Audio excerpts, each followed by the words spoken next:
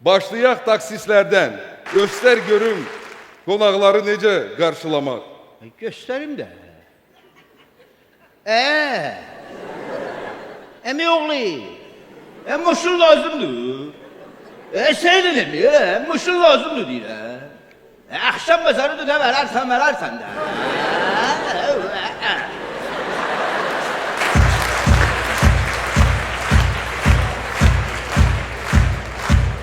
Yeter belenci. И вот этот человек будет встречать зарубежных гостей.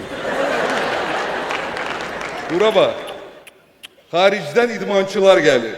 İngiliscə danışabilirsən. Xatircan. Konu сказал. Yes, of course. Son of my uncle. Do you need a car?